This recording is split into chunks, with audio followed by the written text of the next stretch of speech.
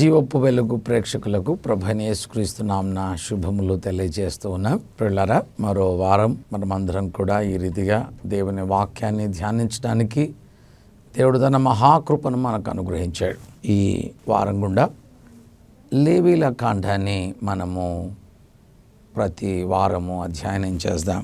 లేవీల కాండము అందరికీ ఇష్టమైనటువంటి కాండం కాదు. చాలామంది ఆది కాండంలో ఆరంభించి అద్భుతమైన కథలు, చక్కని అనుభవాలు మనం చదివి నిర్గమాకాండంలో దేవుడు చేసిన అద్భుతమైనటువంటి కార్యాలని చూసి ఆనందపడతాం. లేవీల కాండంలోకి రాగానే మనము నీరసించిపోతాం.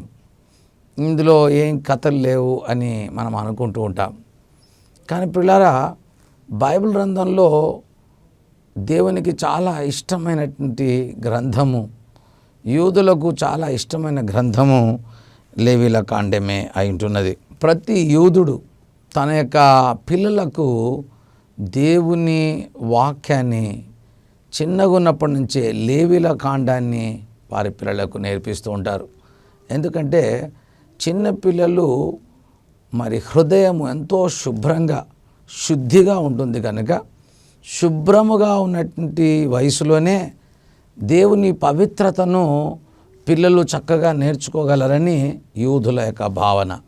కనుక వారి పిల్లలకు చిన్నగా ఉన్నప్పుడే లేవీల కాండాన్ని నుండే వారు తమ యొక్క పిల్లలకు దేవుని వాక్య సందేశాలని అందిస్తుంటారు.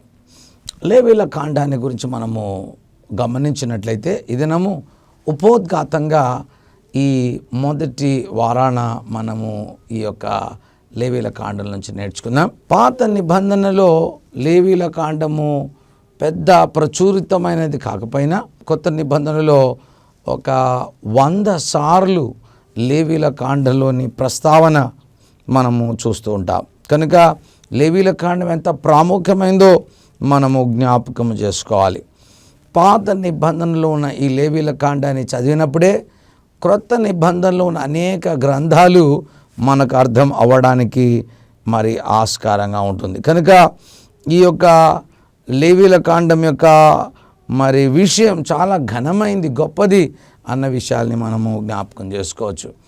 యేసుక్రీస్తు ఇచ్చిన ఆజ్ఞల్లోని రెండవ ఆజ్ఞ, నిన్ను వలె నీ పొరుగువాన్ని ప్రేమించు అని సెలవిచ్చిన ఆ మాట కూడా ఈ లేవీల కాండం నుంచే మనము చూస్తున్నాం. అంతేకాకుండా ఈ యొక్క కాండాన్ని మనము 2 భాగాలుగా విభజించవచ్చు.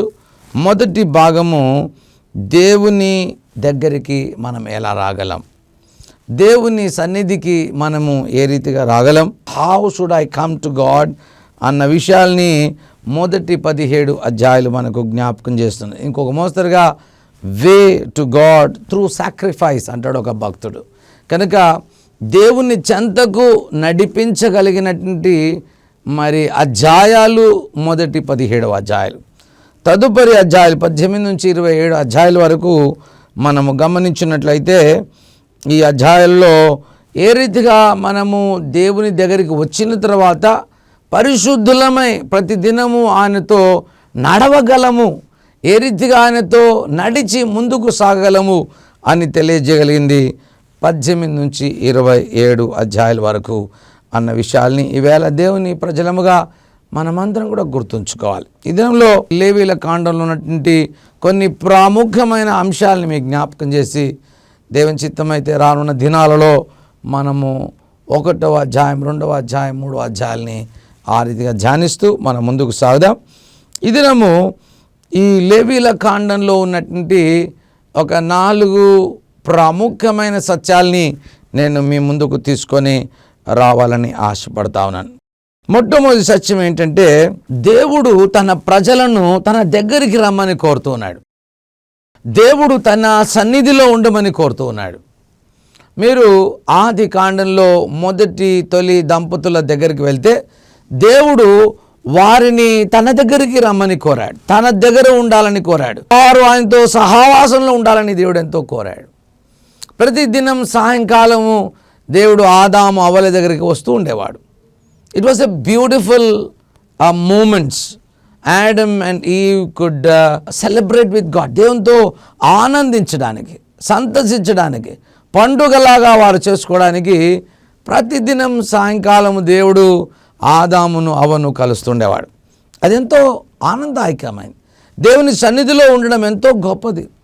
లేఖనాల్లో మనం చూసినట్లయితే నీ సన్నిధిలో సంపూర్ణ సంతోషము కలదు, మరి అంతేకాకుండా నీ సన్నిధిలో ధన ఘనతలు కలవు అంటాడు కీర్తనకారుడు 16వ అధ్యాయంలో. కనుక పిల్లారా, దేవుని సహవాసాన్ని మరి మనమందరము కలిగి ఉండాలని దేవుడు కోరుతున్నాడు. అయితే ఒక ప్రాముఖ్యమైన విషయం ఏంటంటే, దేవుని సన్నిధి ఎంత ఆనందకరమైందో దేవుని సన్నిధి అంత అపాయకరమైంది కూడా. ఉదాహరణకు ఆదాము అవ్వలు ఒకరోజు మరి దేవుడిచ్చిన ఆజ్ఞను మీరారు. దేవుడిచ్చిన ఆజ్ఞను వారు మీరినప్పుడు దేవుడు పరిశుద్ధుడు కనుక, ఆయన ఇచ్చిన ఆజ్ఞను వారు అతిక్రమించారు కనుక దేవుడు వారిని తన నుండి బ్యానిష్ చేసేశాడు.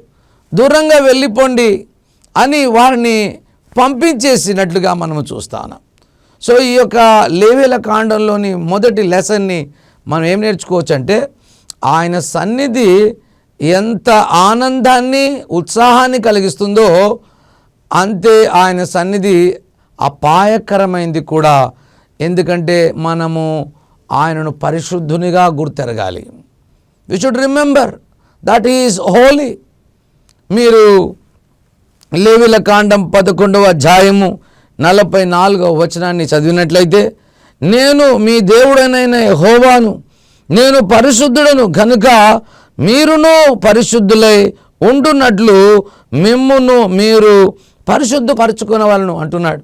చూసారా, దేవుడు చాలా క్లియర్గా చెప్తున్నాడు, మీరు నాకు దగ్గరగా ఉండాలి, నాతో సహవాసంలో ఉండాలని కోరుతున్నాడు.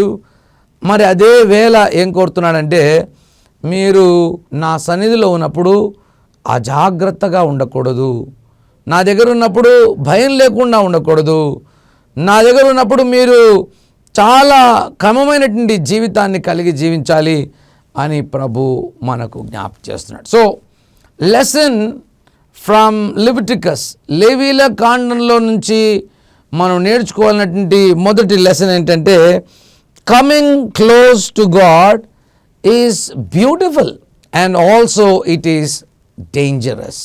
రెండు పాఠాలు కూడా ఒకదానికి ఒకటి పెనవేసుకున్నటువంటి సత్యాలు. కనుక ఈవేళ దేవుని బిడ్డగా నీవు ఉంటూ యేసుక్రీస్తును నమ్మి ఆయన సంఘానికి సంబంధించి ఆయన ఆత్మచేత నింపబడి ఆయన కుమారునిగా కుమార్తెగా ఉంటూ నీవు మురికిగా బ్రతుకుతూ ఉన్నట్లయితే, అంటే దేవునికి ఇష్టము లేని పనులను చేస్తూ ఉన్నట్లయితే, దేవుడిచ్చిన ఆజ్ఞల మేరకు విరోధంగా నీవు జీవిస్తున్నట్లయితే ఇట్ ఈస్ వెరీ డేంజరస్. దేవుని దగ్గర ఉంటున్నటువంటి బిడ్డలు, దేవునికి సమీపముగా ఉన్నటువంటి బిడ్డలు ఎప్పుడు కూడా తమ జీవితంలో మురికి జీవితాన్ని జీవించడానికి వీల్లేదు. So God's presence is beautiful and also dangerous. ఆ విషయాల్ని మనం ఎప్పుడు కూడా జ్ఞాపకం ఉంచుకున్న బద్దులమై ఉంటున్నాం. కనుక ఈవేళ దేవుని బిడ్డగా నీవు ఉంటున్నట్లయితే దేవుడు మనల్ని ఏం కోరుతున్నాడో తెలుసా? పరిశుద్ధంగా ఉండమని కోరుతున్నాడు. God wants his people to be holy all the time.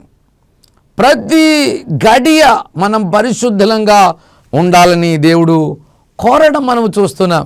చూడండి, 2వ కొరింథీయులకు రాసిన పత్రికల్లోకి మనం వచ్చినట్లయితే అక్కడ దేవుడు పౌలు ద్వారా చాలా స్పష్టంగా జ్ఞాపకం చేస్తున్నాడు. 6వ అధ్యాయంలోకి మనం వచ్చినట్లయితే, నేను వారిలో నివసించి సంతరింతును, నేను వారి దేవుడనై ఉందును, వారు నాకు ప్రజలై ఉందురు, కావున మీరు వారి మధ్య నుండి బయట వెళ్ళి ప్రత్యేకముగా ఉండుడి, అపవిత్రమైన దానిని ముట్టకూడని ప్రభు చెప్పుచున్నాడు. మరియు నేను మిమ్మల్ని చేర్చుకుందును, మీకు తండ్రినై ఉందును, మీరు నాకు కుమారులను కుమార్తెలై ఉందురని సర్వశక్తి గల ప్రభు చెప్పుచున్నాడు. ఎంత చక్కని మాట. ఈవేళ పిల్లారా, మనమందరం కూడా గ్రహించాలి, లేవీయుల కాండం మనకు నేర్పించే పాఠం ఏంటంటే, దేవునితో సహవాసం చాలా గొప్పది. ఆయన మనలందరినీ కూడా సహవాసంలో ఉండమని కోరుతున్నాడు. కానీ నీవు సహవాసంలో ఎక్కడైనా భయం లేకుండా, ఆయన ఆజ్ఞలను పట్టించుకోకుండా నీవు ఇష్టానుసారంగా జీవించినట్లయితే ఇట్ ఈస్ ఆల్సో డేంజరస్ అన్న విషయాన్ని మనము జ్ఞాపకం చేసుకోవాలి. చాలామంది ఇబ్బందుల్లో పాలవుతూ ఉంటారు, చాలామంది ఇక్కట్లోకి వస్తుంటారు, చాలామంది కఠినమైన అనుభవాల గుండా వెళ్తూ ఉంటారు.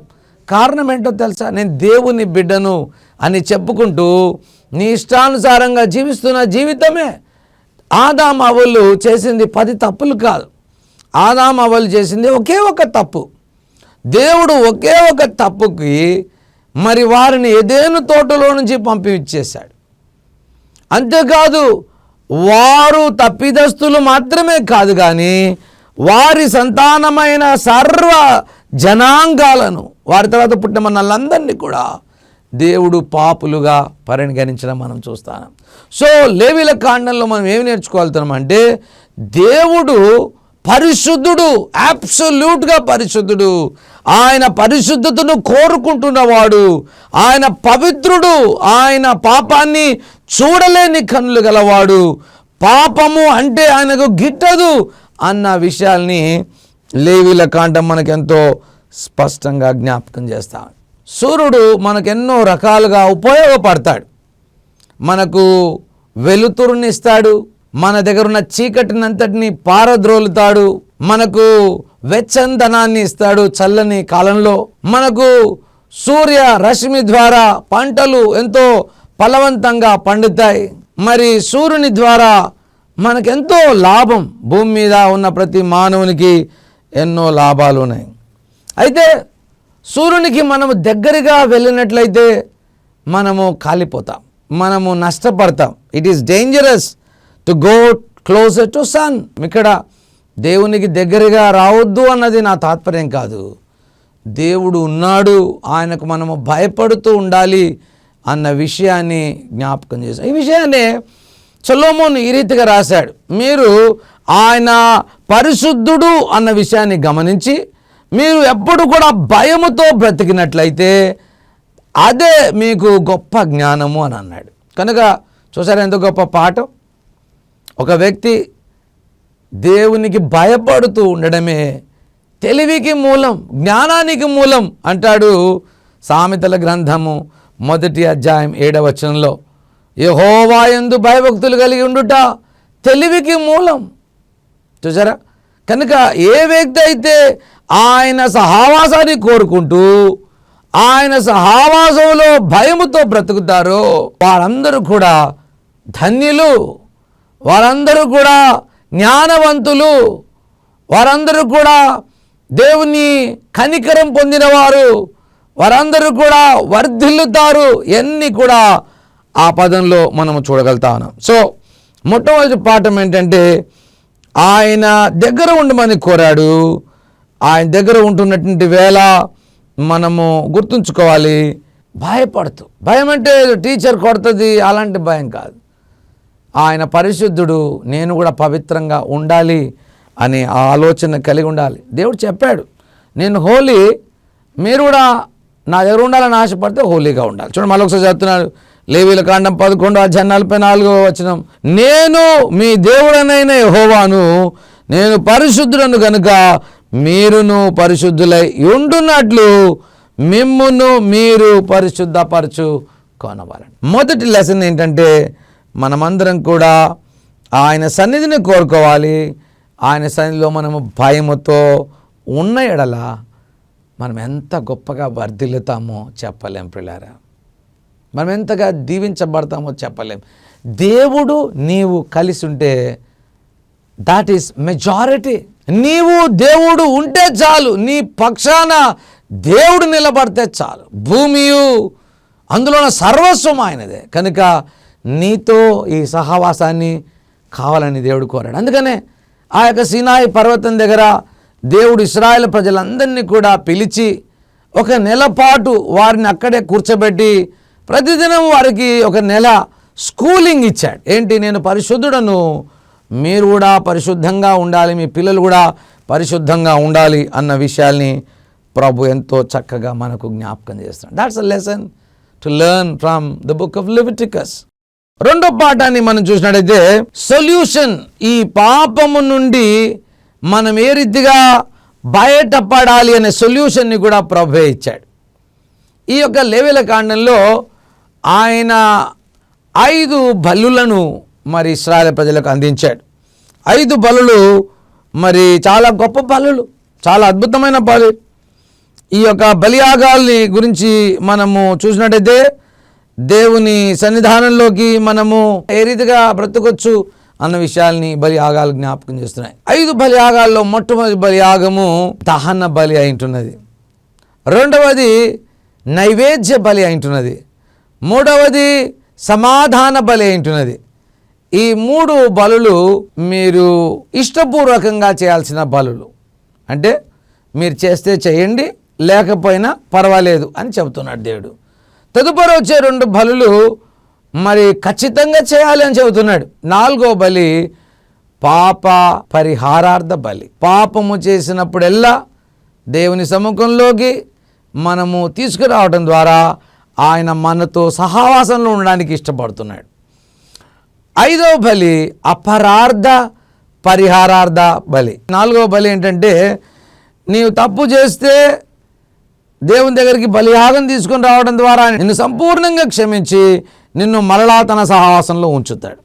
5వ బలి నీవు తెలుసుకొని దేవునికి ఎరిగి నీవు చేయకూడదని తెలిసి కూడా మరి దాన్ని చేసినట్లయితే దాని అపరార్థ పరిహారార్థ బలి అంటారు. ఆ బలిని కూడా మరి ఖచ్చితంగా దేవునికి సమర్పించాల్సిందే. 1వ అధ్యాయం, 2వ అధ్యాయం, 3వ అధ్యాయంలో ఉన్న బలులను గురించి మనం ఆలోచన చేసినట్లయితే ఒక విశ్వాసి ఏమనాలంటే దేవునితోని, దేవా నువ్వు చాలా మంచివాడు, నీ సహవాసంలో నేను ఉన్నా, నువ్వు నాతో మాట్లాడుతున్నావు, నన్ను ఎంతో రకంగా దీవించావు, ఆశీర్వించావు, కనుక నీకు వందనాలు అని చెప్తున్నాను ప్రభా అని అర్పించడమే ఈ 3 బలులు. దహన బలి కానివ్వండి, నైవేద్య బలి కానివ్వండి, సమాధాన బలి. 3 బలులు థ్యాంక్ యూ జీసస్, నువ్వు ఎంత మంచి దేవుడవుగా ఉన్నావు, నా కొరకు నాకు ఎంత సహాయపడుతున్నావు అని చెప్పే బలులు ఈ మొదటి 3 అధ్యాయంలోన 3 బలులు. 4వ అధ్యాయం, 5వ అధ్యాయంలో ఉన్న బలులు నీవు తప్పు చేసినప్పుడు దేవుడు నువ్వు వెళ్ళిపో అని నిన్ను పంపించాడు. మనం బలహీనమని ఆయనకు తెలుసు, మనము పడిపోతూ ఉంటామని ఆయనకు తెలుసు, మనము జారిపడతామని ఆయనకు తెలుసు. కనుక ఆయన పాప పరిహారార్థ బలిని 4వ బలిని ఇచ్చాడు. మన అపరాధముల కొరకు ప్రభువైన యేసుక్రీస్తు కల్వరి శిలువలో చెప్పిన మాట అదే, తండ్రి వీరేం చేస్తున్నారో వీరు ఎరుగరు గనుక వీరిని క్షమించు అని ప్రభు సెలవిచ్చాడు. అయితే 5వ బలి హుంకరించి దేవుడు ఉన్నాడు అన్న విషయం ఎరిగి కూడా దేవుడు ఇది చేయొద్దు అని చెప్పినప్పటికీ కూడా మనము చేస్తూ ఉన్నట్లయితే దాన్ని అపరార్థ పరిహారార్థ బలి అని అన్నాడు ప్రభు. వారిని కూడా క్షమించడానికి ఇష్టపడ్డాడు. తెలుసో తెలియకనో వారు దోషులుగా అయ్యారు కనుక ప్రభు వారిని కూడా క్షమించడానికి సిద్ధ మనసు కూడా అయి ఉంటున్నాడు. కనుక ఈ బళ్ళన్నిటిలో కూడా రక్తము మరి కారచాలి, రక్తము చిందించబడాలి. రక్తము అనే పదము లేవీయుల కాండంలో ఆల్మోస్ట్ 88 పర్యాయాలు లేవీయుల కాండంలో మనము చూస్తూ ఉన్నాం. రక్తము ఎంతో ఆఫుల్గా ఉంటుంది, భయంకరంగా ఉంటుంది.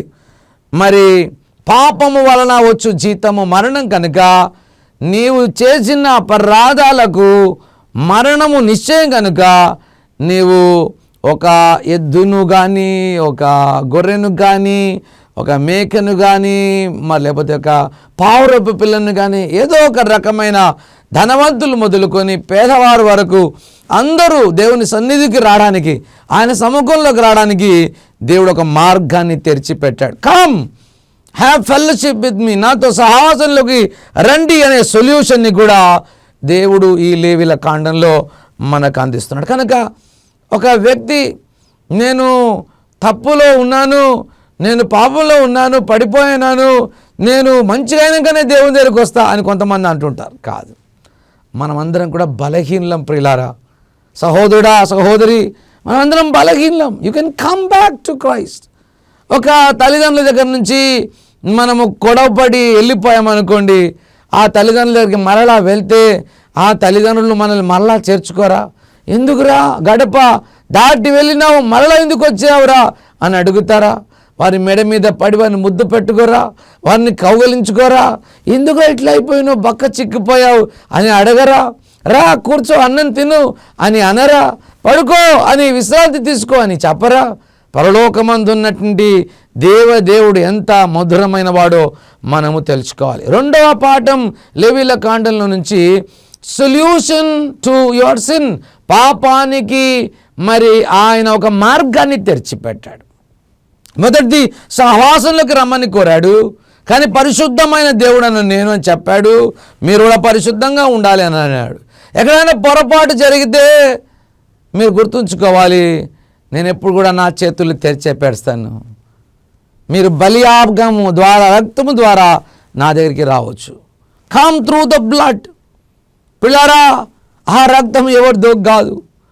ఆ ఎడ్ల రక్తము, ఆ గొర్రెల రక్తం ద్వారా మనము దేవుని దగ్గరికి రాలేకపోయాం కనుక ఆయన తన సొంత కుమారుని యేసుక్రీస్తును పరలోకం నుండి నేలకు దిగి పంపించి ఆయన రక్తము ద్వారా నీ దోషములన్నిటినీ కడిగివేసి ఆయన రక్తం ద్వారా నిన్ను మరి దేవునితో సమాధానపరుచుకొని ఆయన రక్తం ద్వారా మరలా నిన్ను సంధి చేసుకొని శత్రులమైన మనల్ని మిత్రులుగా మలిచి దూరస్థులమైన మనల్ని సమీపస్తులుగా చేసుకొని పరజనులమైన మనల్ని దత్తపుత్రులుగా మలుచుకొని చీకటిలో ఉన్న వారిని వెలుగులోకి తన సన్నిధిలోకి నడిపించిన దేవుని సొల్యూషన్ని చూడండి.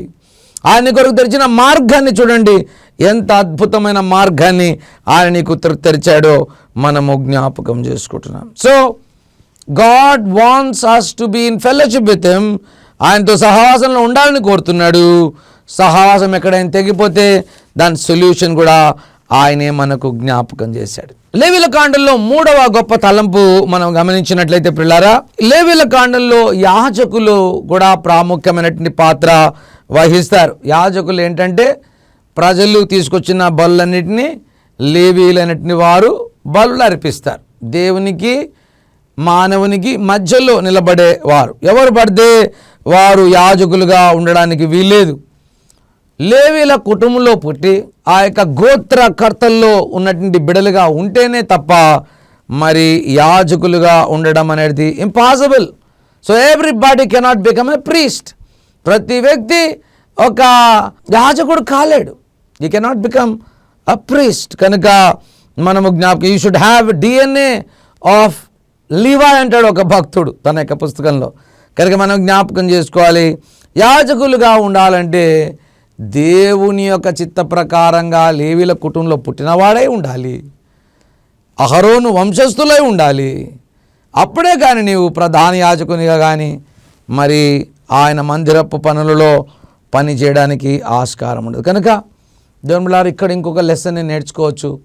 ఎవరంటే వారు ఆయన సేవ చేయడానికి వీల్లేదు. ఎవరంటే వారు ఆయన సన్నిధిలో ఉండడానికి కూడా వీల్లేదు. దేవుడు ప్రత్యేకంగా కొంతమందిని ఎన్నుకున్నాడు.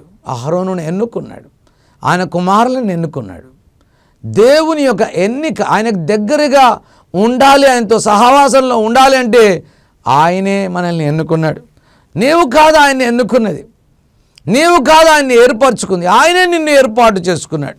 చూడండి, 1 యోహాను రాసిన పత్రికల్లోకి మనం వచ్చినట్లయితే 4వ అధ్యాయంలో 10వ వచనం, మనము దేవుణ్ణి ప్రేమించిద్దేమి అని కాదు, తానే మనలను ప్రేమించి మన పాపములకు ప్రాయశ్చిత్తమై ఉండుటకు తన కుమారుని పంపెను. ఇందులో ప్రేమ ఉన్నది.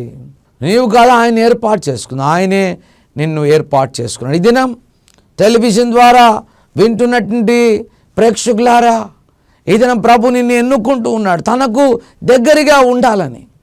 ఆయన పిలుచుకుంటున్నాడు తన సముఖంలోకి రావడానికి. ఆయన పిలుస్తున్నాడు, ఈ దినము నా కుమారుడా, నా కుమార్తె, నాతో రా, నా దగ్గర ఉండు, నేను నిన్ను ఆశీర్వదిస్తా, నేను నిన్ను వర్ధిల్లింపచేస్తా, ప్లీజ్ కమ్ టు మీ అని పిలుస్తున్నాడు. ప్రయాసపడి భారం మోస్తున్న సమస్తమైన వారలారా నా దగ్గరికి రండి, మీరెందుకు దూరంగా ఉంటున్నారు? నేను పరిశుద్ధుడను, అది మీరు తెలుసుకోవాలి. నేను మురికి దేవుడను కాను, అబద్ధాలని ఆడేవాడిని కాదు, మర్డర్ చేయమని నేర్పించేవాడిని కాను, అబద్ధ సాక్ష్యాలు పలికేవాడిని కాను, నేను తల్లిదండ్రులు అగౌరవపరచండి అనేవాడిని కాను. 10 ఆజ్ఞలు మన అందరికీ తెలుసు. ఈవేళ దుఃఖంలో బాధతో నాకు ఎవ్వరూ లేరు, నేను ఒంటరి వాడును అని అనుకుంటున్నావా? దేవుడే నిన్ను పిలుస్తున్నాడు. నీవు నేను ఉందాం కలిసి అంటున్నాడు. నా సహవాసంలోకి రా అంటున్నాడు. నేను నీవు కలిసి ఉంటే మనమే మెజారిటీ అంటున్నాడు. నువ్వెందుకు భయపడుతున్నావు? ఈ దినం ఆయన చెంతకు వస్తావా? లేవీల కాండంలో ఆ సినాయి పర్వతం దగ్గర ప్రభు యాజకులను ఏర్పరచుకున్నట్లు నిన్ను నన్ను కూడా ఆయన రాజులైన యాజక సమూహంగా ఏర్పాటు చేసుకోలేదా? లోకంలో నీవు చాలా గొప్పవాడవని ఆయన నిన్ను ఎన్నుకోలేదు. బాగా చదువుకున్నవాడవని నిన్ను ఎన్నుకోలేదు. నీకు బాగా స్కిల్ నైపుణ్యత ఉన్నది అని ఆయన నిన్ను ఎన్నుకోలేదు. ఆయన ప్రేమతో నిన్ను నన్ను ఎన్నుకున్నాడు. కనుక అందరూ యాజకులు కాలేరు. ఈ దినము అందరూ రక్షణ పొందలేరు. ఈ దినం ప్రభు నిన్ను పిలుస్తున్నాడు. నా కుమారుడా నా దగ్గరికి రా అని పిలుస్తున్నాయి వేళ. ఆయన మెల్లని ఆయన చల్లని స్వరాన్ని విని ఆయన చెంతకు వస్తావా? నిన్ను భూమి మీద తలగా చేస్తానన్నాడు. నిన్ను గొప్పవానిగా చేస్తానన్నాడు. ఆయన మాటలు విను, ఆయన మాటలు నేను నమ్ము, ఆయన చెంతకు రా. ఆయన నేను నిశ్చయంగా దీవించి ఆశీర్వించగలిగినవాడు. పిల్లరా, ఈ దినము సమస్య ఏంటో తెలుసా? లేవీయుల కాండంలో 4వ పాఠాన్ని మనము గమనించినట్లయితే ప్రాబ్లం ఈజ్ సిన్, పాపము మన సమస్య. నేను ఈ పాపం నుంచి ఎలా బయటపడాలి అని అంటున్నావా?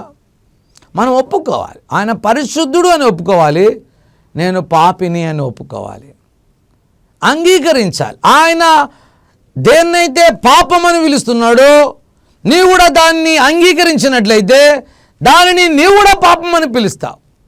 అబద్ధాన్ని దేవుడు అబద్ధం అని పిలిచినట్లయితే నీవు కూడా ఇది అబద్ధమే అని పిలవాలి.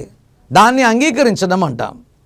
ఒక వ్యభిచారాన్ని దేవుడు వ్యభిచారం అని పిలుస్తున్నట్లయితే నీవు కూడా ఇది వ్యభిచారం అని నీవు అంగీకరించినట్లయితే నీవు దేవుని మాటల్ని అంగీకరించినట్లు.